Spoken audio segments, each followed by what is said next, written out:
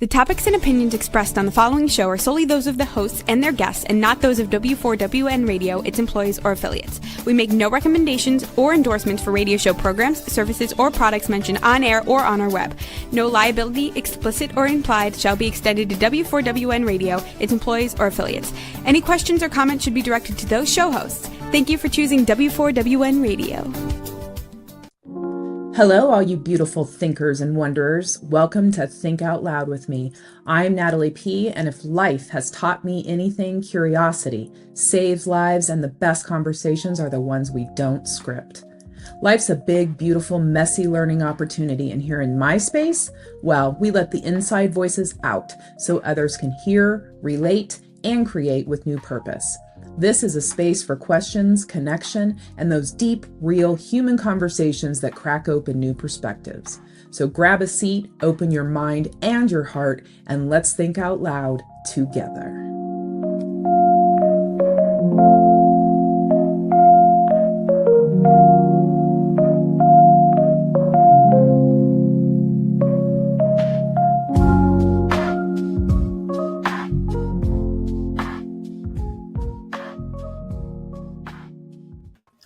Ooh, I love that. I just am over here dancing. Isn't that fun?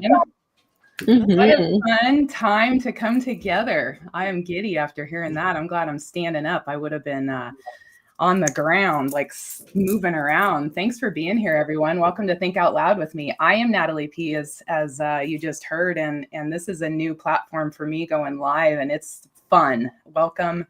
I'm joined by some really friendly faces. Before I say hi to them, I just want to just say hello, a genuine hello to everyone who is piping in from all over the place. It never ceases to amaze me when I get a comment or a ping from someone that says they've listened to an episode or they've read something and that little nugget of yummy when somebody says, hey, thanks for doing what you do and putting it out there. It means a lot. And in today's day and age, when time is quite literally our most precious asset, and what we spend our energy on it's a critical decision. So everyone that's joining us today and in recording and in the future and all of it, thank you for being here from the bottom of my heart. I started this podcast in 2022, May of 2022.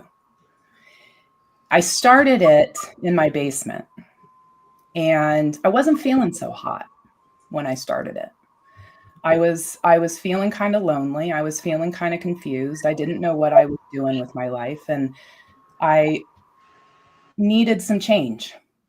I knew that I needed to think out loud about it because part of the change I needed, I knew was going to be found in conversations with others. Part of the change that I knew I needed was input from others who could help me with perspective, right?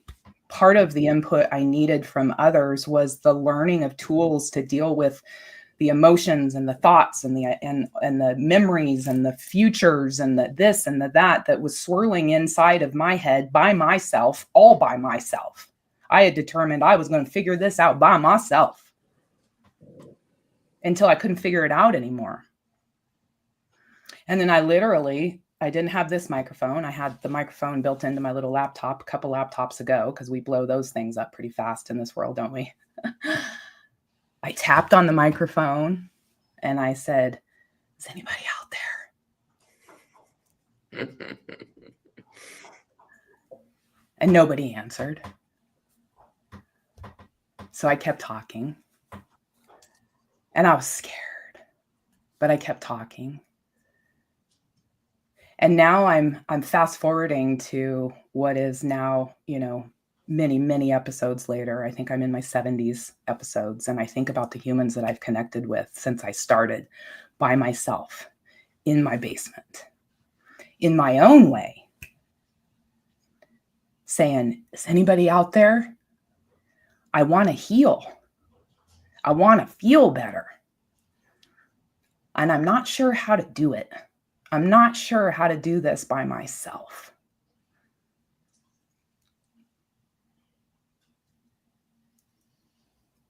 And then I'm here today and I'm thinking, I'm not doing this by myself even today.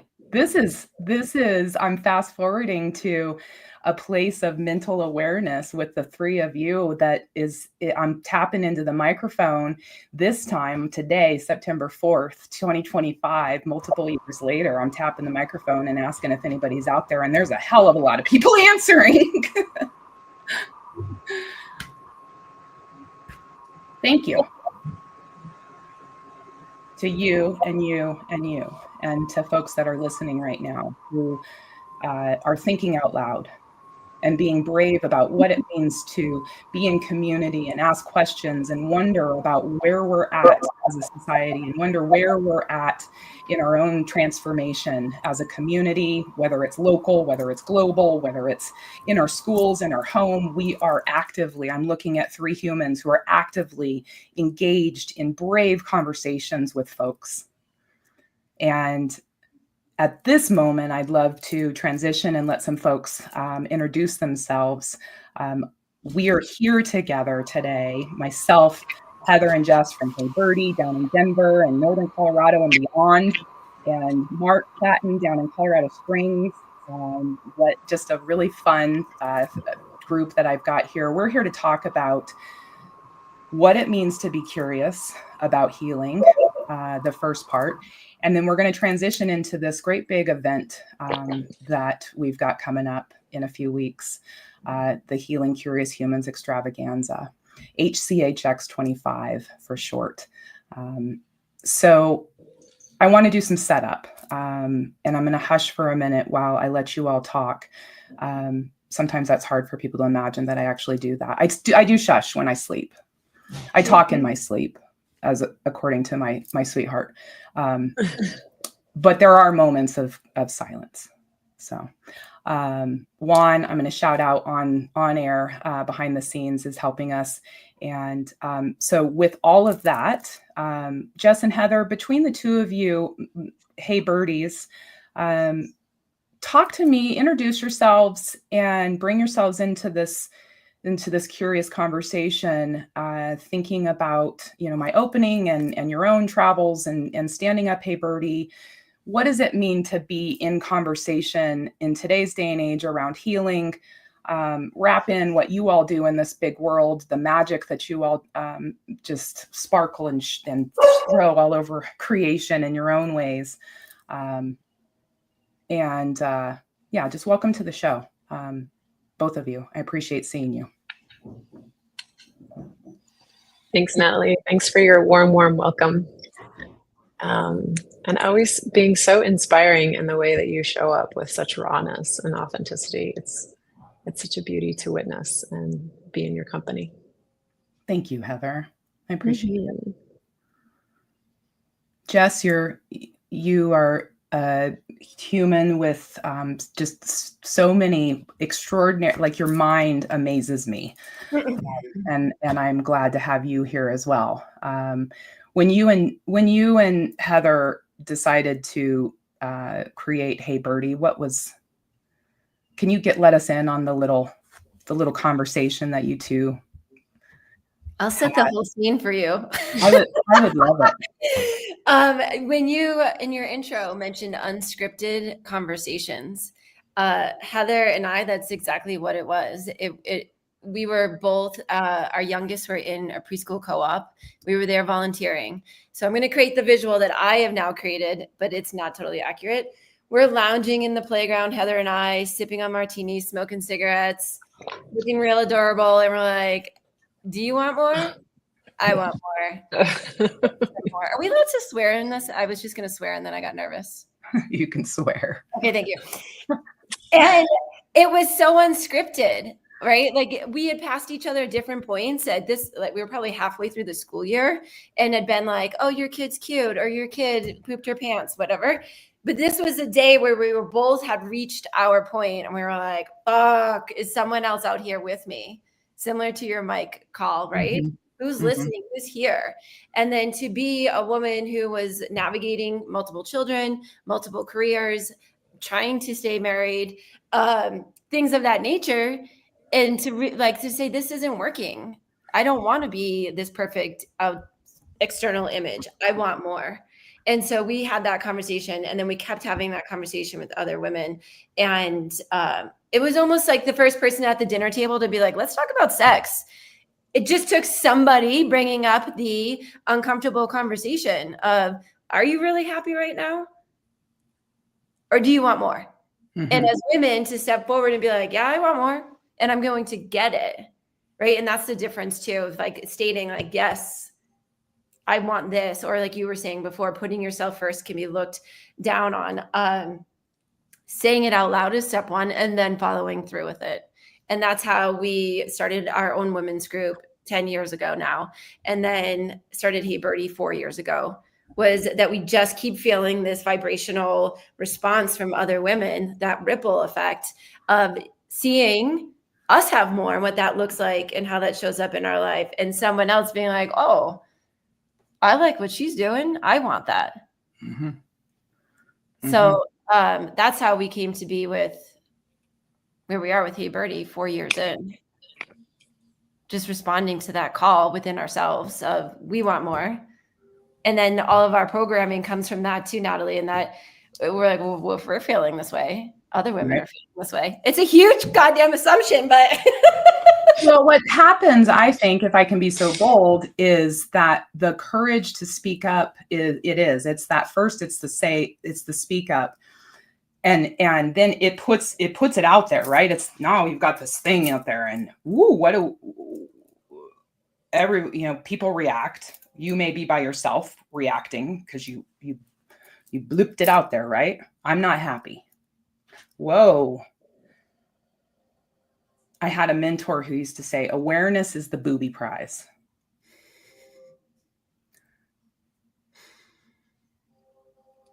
Because action, what do we do now?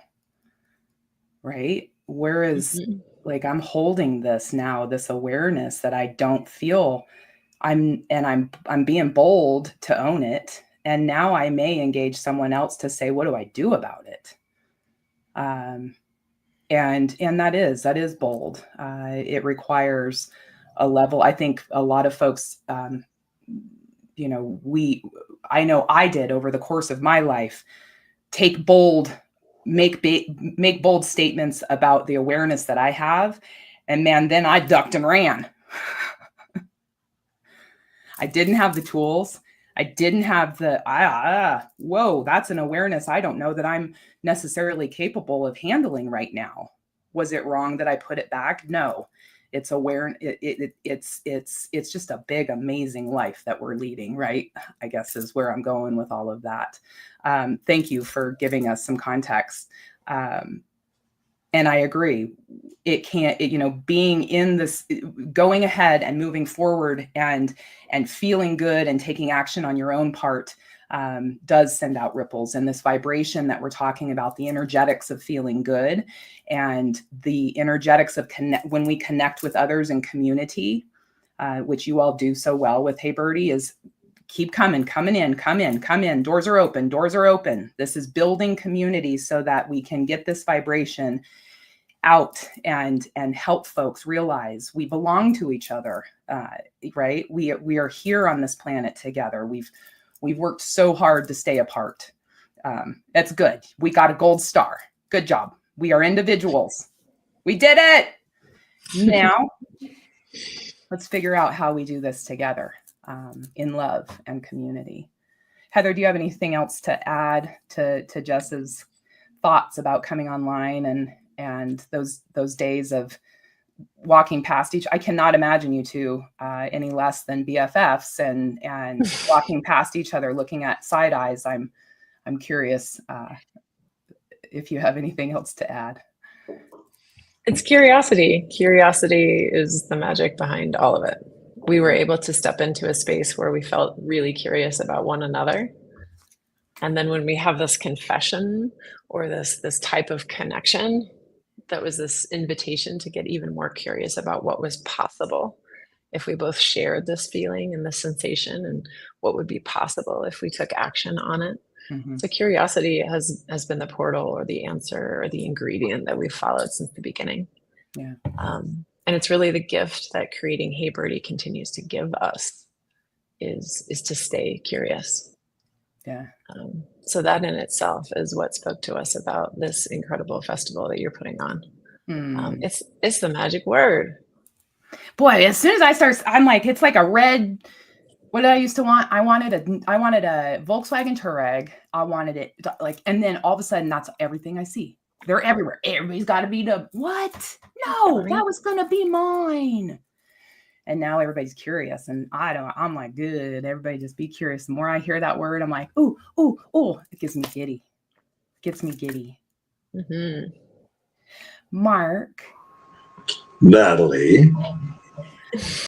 I would love to bring your voice into the conversation. I am really happy that you're here. I'm really happy that you're joining us later this month to help teach and be in community, and would love if following Jess and Heather's kind of thinking around what it means to be curious, what it means to be in today's day and age, trying to connect, trying to be a human. Would love for you to bring in the perspective. We've talked as women. We are women.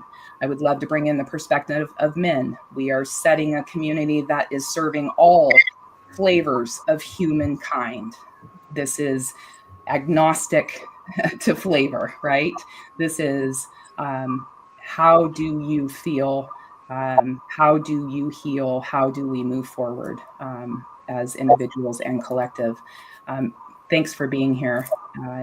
Thoughts on the topic at hand? Yeah, absolutely. And I really appreciate Heather and Jess, which are the curiosity thread, and Natalie for holding this magic piece of creativity and of curiosity and of wonder. And so I've got my wife and I have our oldest son and his wife, and our 2-year-old grandson are living with us. So I'm out in the really living it on a daily basis of the curiosity of that magic of childhood, right? That is like, what attracts Cal? Where is he pointing? What stimulates him? Where is his mind going? What catches him, right? What is that curiosity that catches him? And so I try to bring that into life in a lot of ways. And when we talk about the realm of, well, I'm doing a lot of men's work right now, and specifically around men in midlife who have partners or spouses who are going through menopause or perimenopause. And can we as men be curious about what that journey is? Can we be curious about what new tools do I need to bring into the relationship that meet my partner where she is? And recognizing that the tools of what I call the prince, and not in a negative way, just like I don't call the young boy Mark something that was bad, nor is the young prince Mark, who is an early relationship, a bad reflection of who I am or was. I'm a good man as a prince. I was a good man as a young boy, or a good boy, right? And now as I'm in this midlife era, it requires me to change and set down those tools of the prince and pick up the tools of the king. And what does that mean?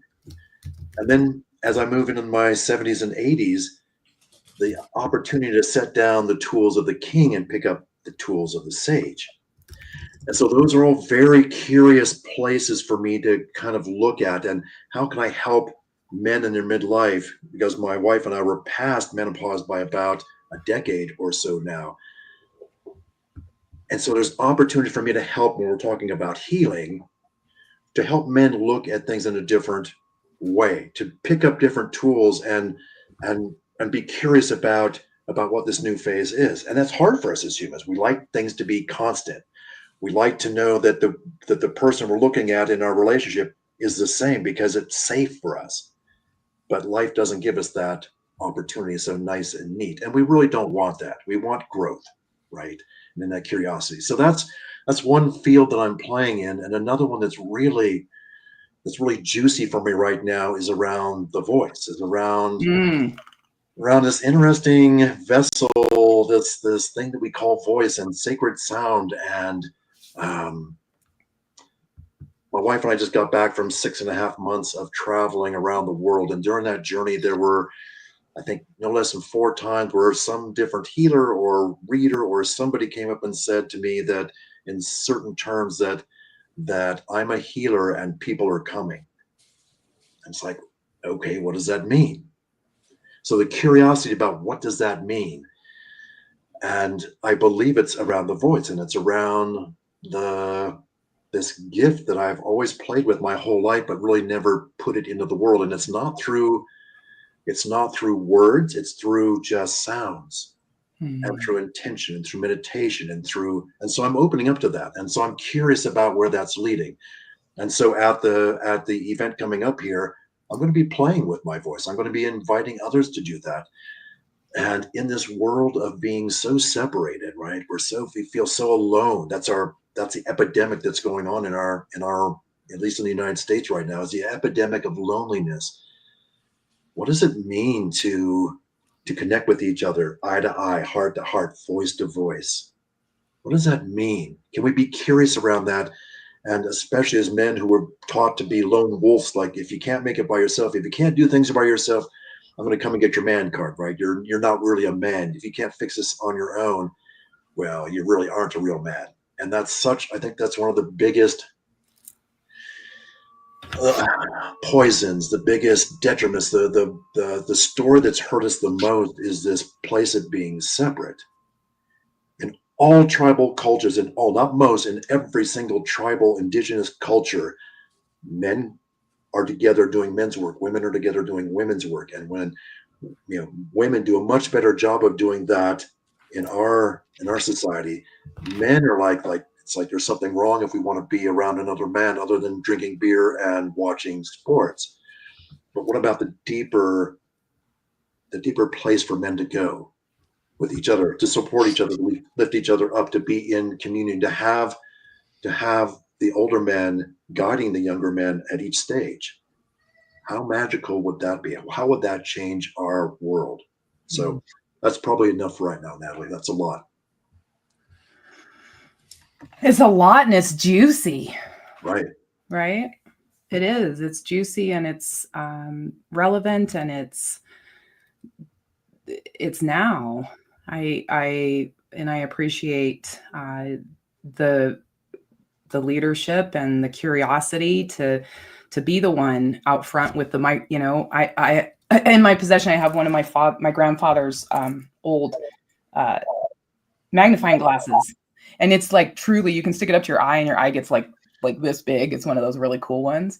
But to be able to go out with that and be like, I'm going out, right? I'm gonna go look and see what I see, and come back and report on it, right? Is another layer of just of not only being curious for yourself, but then being curious on behalf of your community and being able to go back in and say, here's what I found.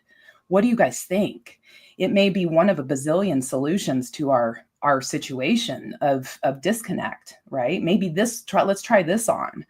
And then I want to just recognize and honor that the bravery of being a man doing work and doing it now, and just as much as it's not hard to be human, just as much as it's hard to be human right now, hard to be a woman, hard to be a man, hard to be a kiddo, right? We are all in these places of real awareness about who we are and our space in this place, right?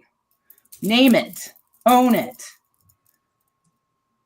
So I honor and recognize you for just for the ability to stay in conversation around it.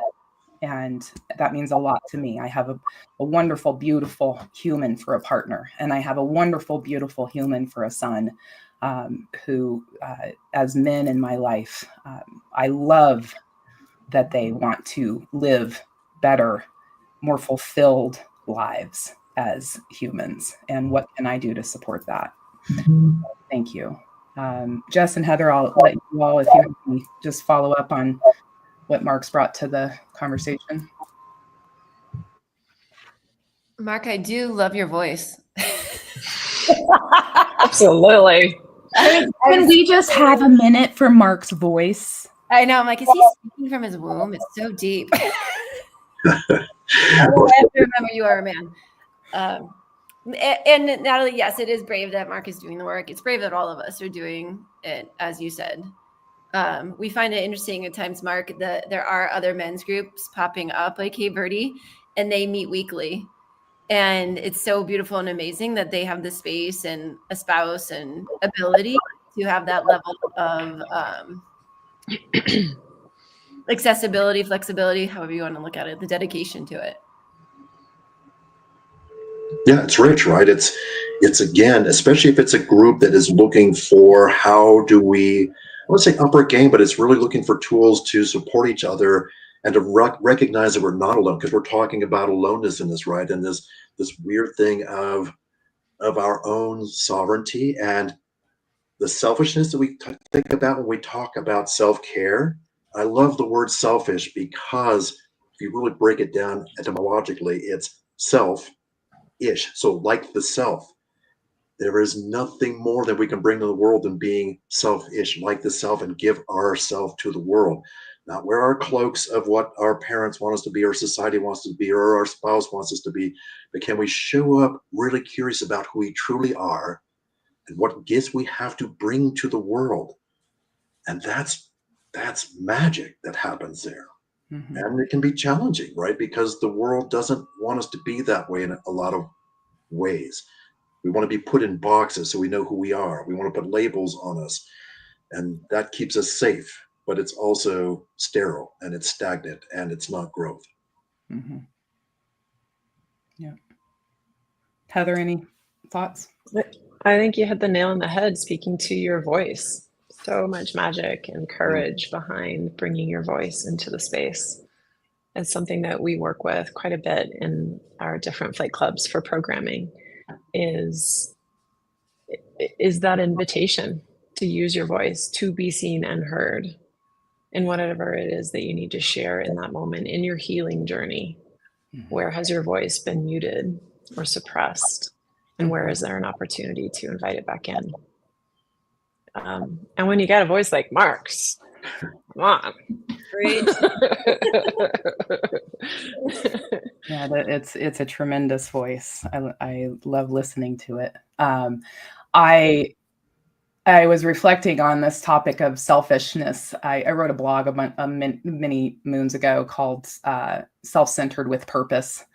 And was running into that first part of my own journey where people were like, you're full of yourself, aren't you? And, wow, look at you aren't you feeling good about yourself? And as a human, as a recovering people pleaser, if that's okay with everybody, that's a joke that people don't usually get. I always laughed at it. It was in a signature of somebody's email. They said, recovering people pleaser, ... if that's okay with you. And I was like, that's so cute. But the reflection is that, yes, I'm full. That's capacity of self and capacity of value is exactly where I need to be, full. I was empty of myself. I felt hollow. There was stuff missing. I'm actually, my physicalness is here, but my soul there were pieces I have been missing because of my voice not, I didn't speak up loud enough, or I was scared to speak up at all. Right. So this concept that selfishness and self-centeredness is bad. The opposite is complete depletion of myself, complete emptiness. And it didn't feel good. So in the interest of feeling better, when I started pouring into myself and pouring into my capacity, the hollows that were, lonely from disconnect or from just confusion because of a misunderstanding years ago that I needed to unearth. Letting that love in and filling up with my own love gives power to me to keep going and putting one foot in front of the other and asking the hard questions and apologizing where I screwed up. Right? We're not perfect. We are not perfect. And so selfish, self-centered with purpose, I think is key to this. So let's transition. Ba-bump. How's that? Segue. Because it's my party and I'll just do it the way I want to. Getting used to things. I'm a little rusty. It's been a couple months since I have been live and doing my podcast. I have been just running around like a chicken with my head cut off. Half the time on my bike, half the time in circles, but running nonetheless. And one of the big things that I've been working on is this event late September, which is literally like 21 days away, 3 weeks away, called Healing Curious Humans Extravaganza. We are taking over downtown Loveland Art Space. Art Space is a campus dedicated to art. They've got live-in artist lofts. It's a really cool campus. Across the tracks, we've got Artworks, Contemporary Center for Art, which is a sister venue where we're going to be having workshops. And then right smack in the middle, we have this really cool building called the Loveland Feed and Grain, which is one of the older buildings if not the oldest, I can't remember. I have always sucked at getting dates and that kind of stuff right. But it supplied the first electricity to places in the area. That's cool. You talk about buzz and vibration. I've toured this building and you can put your hands on the side of the brick and it's like, to be in it is to actually feel what's gone on there. And so we've got some cool things going on inside that space. And then across the street at Aleworks, Loveland Aleworks has been generous with their back lot to host our vendor village. And we've got all kinds of things coming together for that. It's a blast. I'm just really excited. And so we've said, I have said, and with my co-creators, Leah Johnson and Jules Gillen, and then Jen Peterson's jumped on board for social, that this is right smack at the intersection of hope and healing and curiosity, right? We've got families, we've got neighbors, strangers, friends. We're all an essential piece to this greater whole, right? We're coming together September 25, 26, and 27. We are wondering, we are discovering, we are learning, and we are co-creating a world that we want to live in. We want to see love. We want to be love. We want to be engaged in loving community that supports, that celebrates, that extends hands where they're needed, that understands that mistakes get made, but we are in this together and we love and we offer tools, right? So HCHX 25, September 25, 26, and 27, downtown Loveland, we have so much in store. And over the next couple of weeks, I'm going to be rolling it out over social and next week we've got more folks. But the three of you are specifically involved in the event. Mark is going to be teaching a workshop with the loneliness epidemic inside it, right? And Heather and Jess are going to be teaching a workshop and actually doing an activation out in the vendor village around what it means to be in community and be curious and flamingo, as Hey Birdie likes to say. What does it mean to go after your story and to get curious about things that make you feel good? So I wanted to give each of you just a chance to just think out loud about your individual workshops, what's your, the heck yeah that you're bringing to the expo, and who do you hope is going to join us? Who do you hope is listening that will join your workshop? Who is your workshop designed for? And who is listening that needs to consider being with us in a few weeks. That's local to Northern Colorado. Mark, you want to get us started with your... Yeah, for sure. So the workshop, Natalie, you and I spoke about a couple different possibilities of what we might do, but this is what surely resonated is, again, this epidemic of loneliness that's out there. And so I'm going to be using, it's not just the loneliness that's happening, but also when we flew back into the United States, into Seattle after 6.5 months of being away, what was overwhelmingly, like, it was visceral to me, was that there was a sadness that was like permeating the energetic field of the United States. It was the weirdest thing. It sat like a heavy blanket on top of me as we entered the airport. It's like, wow, I can feel what's going on. I can feel the heaviness in the United States. And so part of this is about how do we, in this uncertain times that we're in, can we use the vessel of voice, of the physical vessel here, and of our breath, those three things that we carry with us everywhere. Can we use those to help ourselves ground, to feel centered, to feel connected, to feel safe? And then within this environment as well is the opportunity to see one another, because there's nothing worse than being alone, except for being alone in a group of people. Nothing worse than being alone in a group of people. And so for me, it's about how do we not just connect to ourselves, but can we connect to each other? And that's what the workshop will be about. And that's what I'm going to help invite in. So people who are curious about some of this work or some of these things I'm talking about what does it feel like to connect to others in a different way, more open? Is that possible? Can we use this thing, the voice, the breath, and the physical vessel here to help ground and center and feel not as afraid? You might want to show up. Mm-hmm. Yeah. You might want to show up. Really beautiful, easy. Not right. This is not rocket science that we're dealing with. This is very accessible, easy, and dare I say, enjoyable. It's not performance. This is nothing I'm doing is performance at all. It's just being in your own stuff. So we're not going to be singing song.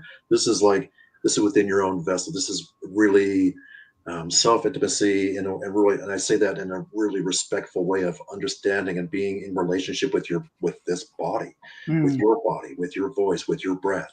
Those are things that activate the parasympathetic nervous system, which is that the opposite of fight or flight. It's the breathe and ground. We're safe. We're okay right now, right here. So, yeah. Thank you. Jess and Heather, talk about your workshop. I think our workshop and Mark's goes really beautifully together. Mark's might be we might be 101 and then Mark's 201. But we're inviting women. Sorry, my puppy's wanting to be a part of this. Do it. Bring him on. You want to see Coco? Woo! Hi, puppies. What is puppy's name, please? Is he coming? Coco. Oh, that's right. She's coming. Oh, Coco. No, but sometimes we think about bringing her places. She doesn't fit in a purse, so we can't get away with it. She's not a... You didn't think about that before you got her, did you? Nope. Our workshop is similar in asking people to slow down in their interactions with themselves and with others.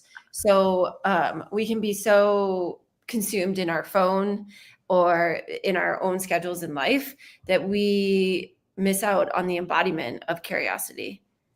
To know, oh, I'm curious right now. Where am I feeling that in my body? What then do I do with it? Or am I just pushing it down because I need to reply to this text or play this game or run?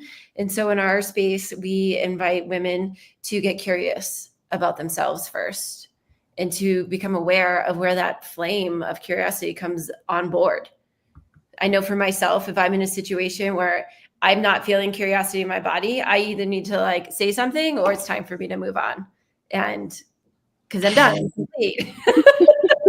Some people call it the iris exit. I don't know.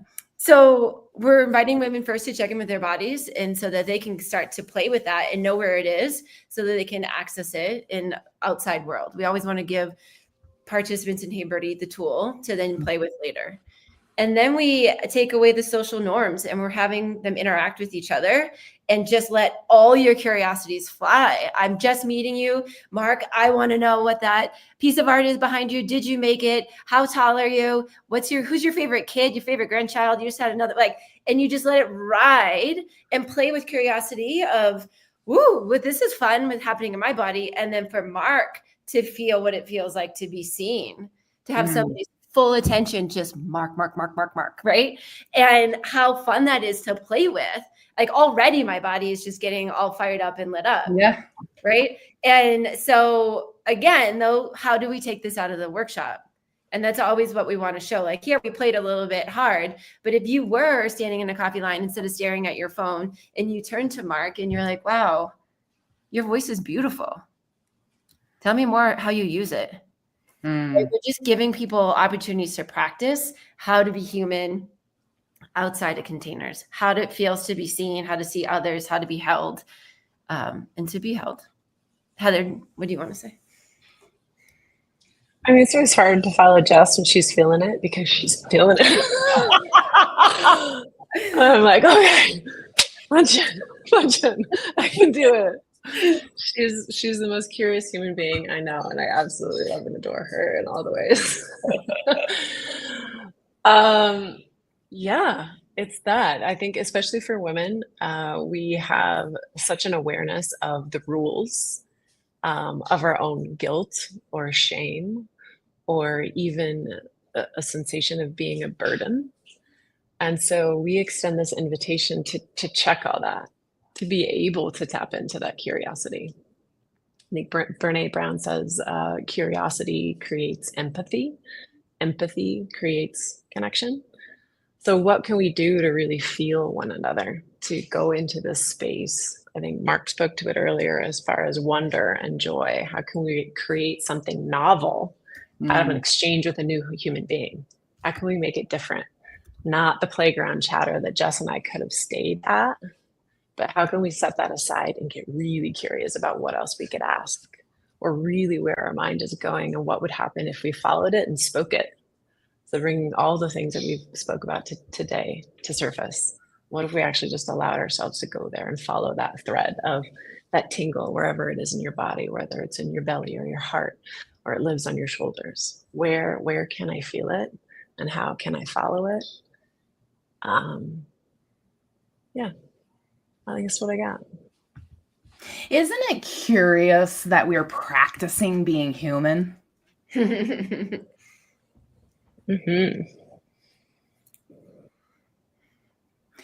Mark, if you had to give us like your quickest tool, your tool for feeling back in your human. Like if you feel like you're walking and all of a sudden it's like untethered, which I can't imagine you do very often. But let's just say there went your balloon string. Woo! What's your tool? Well, for me, it's nature is my sanctuary. Nature is where I go to ground. I know when I'm out, when I've spent too much time indoors, when I've taken on too much of whatever's around me energetically, it's not like I've got a choice. It's a visceral calling. It's like I need to go back. And in fact, I had this 2 days ago. It's like I've got to. It's been a week since I've been out hiking. I've been out there by myself.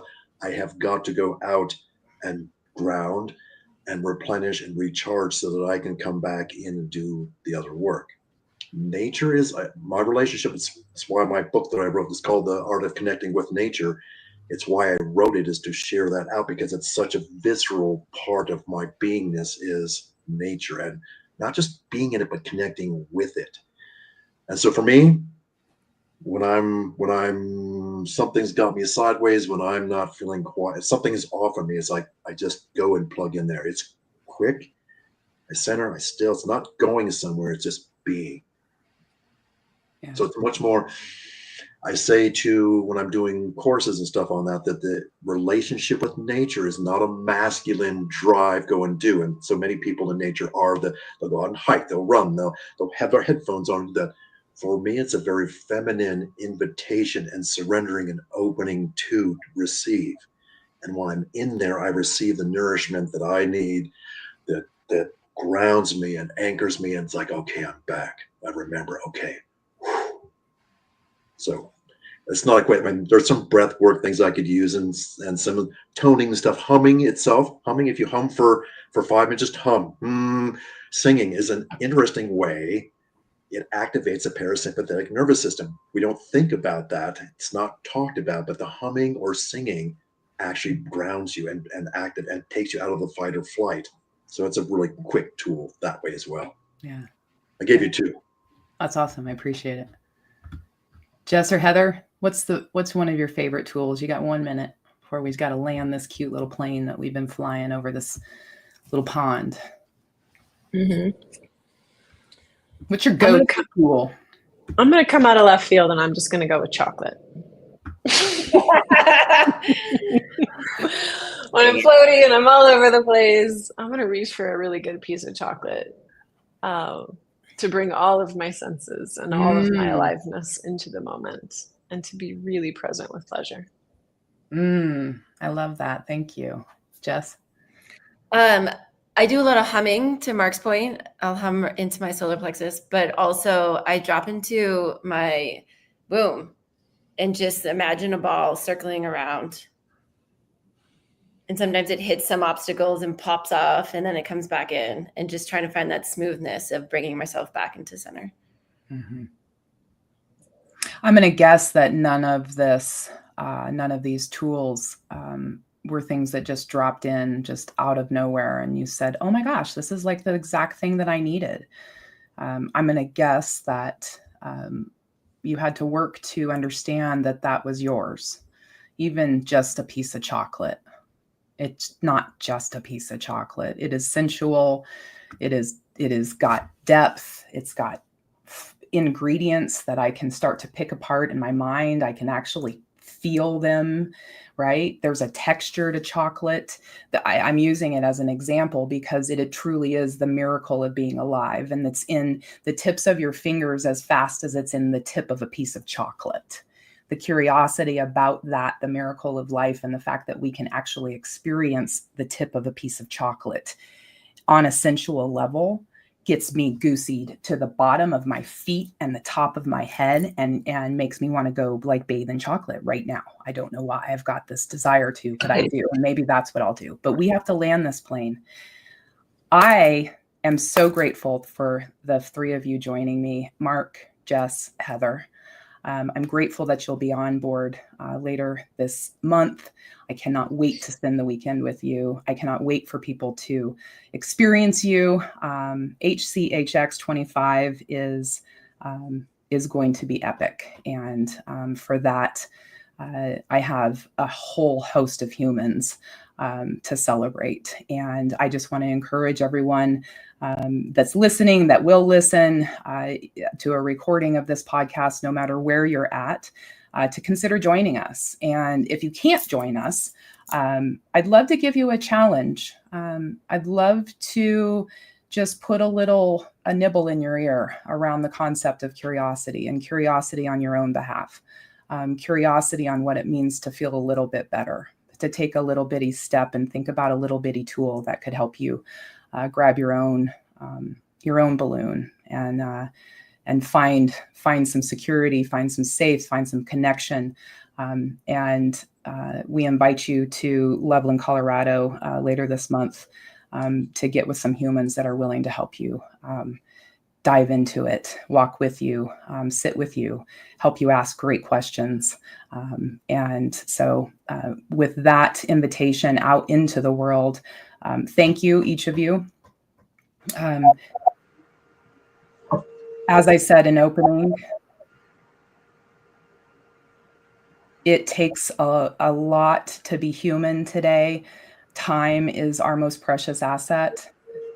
That you would spend the last 49 minutes with me means a lot. And for that, I'm grateful. Be well, be happy, and no matter what you do, don't let anybody fuck with your flow.